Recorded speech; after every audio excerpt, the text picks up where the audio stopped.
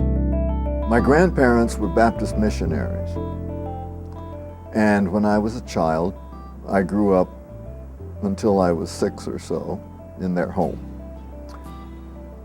Our family, myself, my father, my stepmother, became members of our local Baptist church. My mother became disaffected with that church and moved us across the street to the Episcopal church. I was an altar boy. An acolyte is another term for it. The leader of the altar boys was a couple of years older than I was. And he had a buddy who was also an altar boy or acolyte. And one day they were talking about the 10 Commandments. Thou shalt not covet thy neighbor's wife. And they were giggling, well, I bet I would covet my neighbor's life. I bet I would too. I didn't have a clue as to what they were talking about. Because there was no discussion of any element of human sexuality in a village in Ohio in the 1930s. When I hit puberty, all my buds began talking among themselves about how attracted they were to, the term then was girls. Well, I was not. And I puzzled and actually began to agonize, there has to be something wrong with me. And I met, by chance or by karma, a gay man who sat me down in a cafe and said, Jim, how long have you been gay? And I looked at him and said, what's your name? He said, Peter. I said, Peter, I don't know what you're talking about. Whereupon he said, yes, you know what I'm talking about. I said, Peter, I don't know what you're talking about. I don't know what the word gay means. And he rolled his eyes and said, yes, you do. I said, I'm sorry, I do not. And he finally believed me. So he explained to me what the word meant. This is the summer of 1954 in Manhattan. I immediately said from the depths of my closet, no, I certainly am not.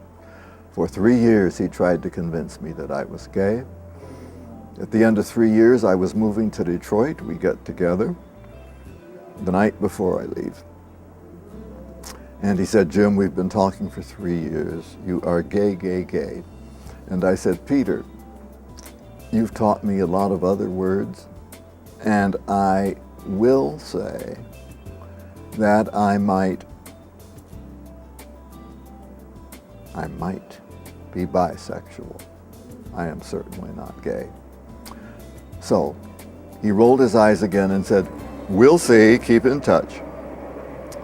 I moved to Detroit, and to prove that I was bisexual,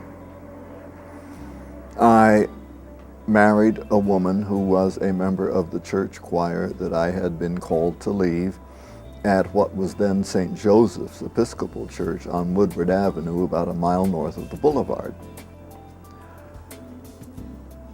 The marriage lasted for about 8 years.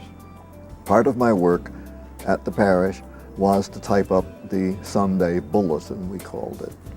And on the calendar, January 15, 1970, I see a penciled note that said gay meeting.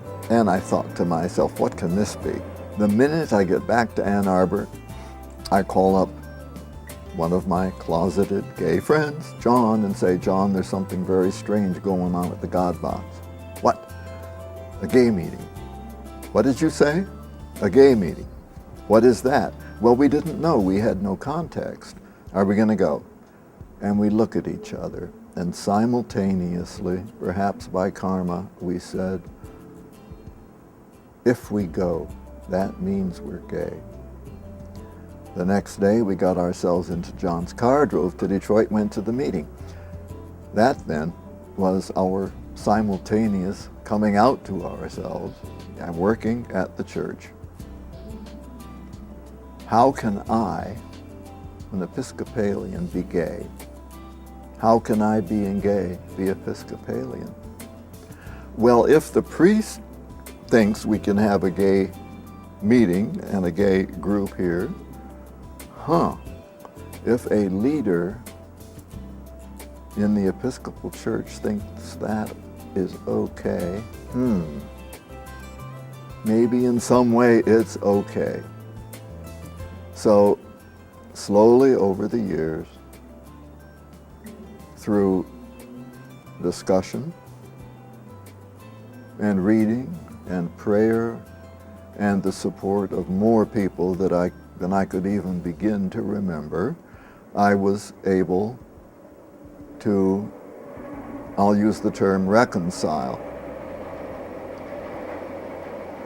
Perhaps I could say merge my sexual orientation and my religious faith. The Episcopal Church in its national entity, its national form, continues to struggle with these issues. I myself am convinced that those changes are long overdue, and I'll be at our national convention in July helping to work on such change.